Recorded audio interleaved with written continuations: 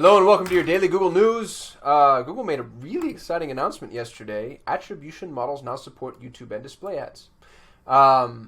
This is interesting because it speaks to Google's interest in making its entire ecosystem more cohesive. And display and YouTube, I think, are unsung heroes at the moment. I think they're really missed opportunities. More and more people are sprinting towards YouTube with the loss of Facebook data, but display ads still haven't been maximized to their potential, and this is a massive step in that direction.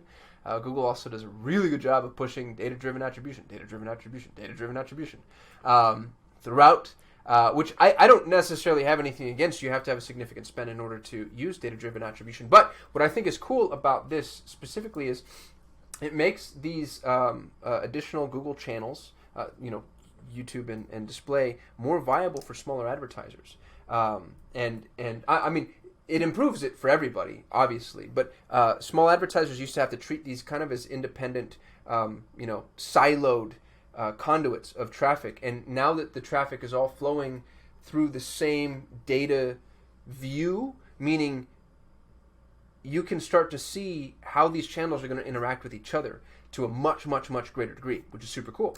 And so I think it opens up the opportunity to use YouTube and display in areas and scenarios where we didn't necessarily have that, or even if you had the opportunity, it was just harder to manage. It was harder to figure out what was going on where.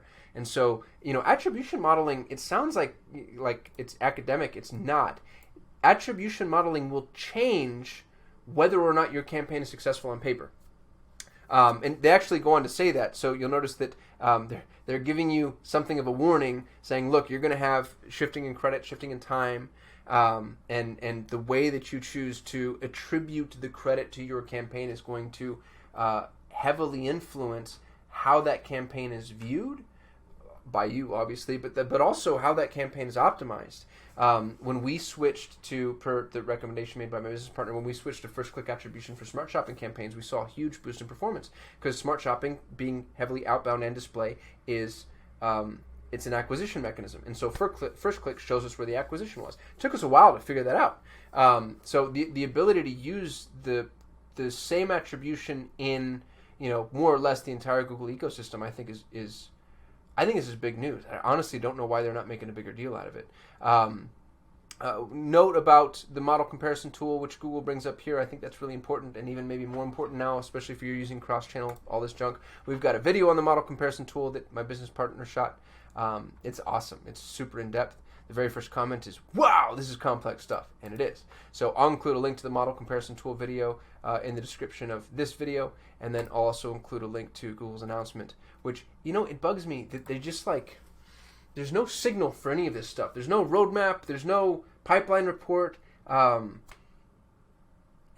it would be so helpful. We would actually spend more money, Google. Advertisers would spend more money if we knew, oh, this is on the horizon. This is the way that I can start ramping up my YouTube ads because I'm going to be able to roll that into my attribution reporting. So, we just have to keep seeking it out, which is fine. That just is what it is. I shoot a video every day. If you like, you can comment or like or subscribe, and that'll juice the algorithm for me, and I'll get more subscribers and dopamine. So, thank you for watching. I'll see you tomorrow.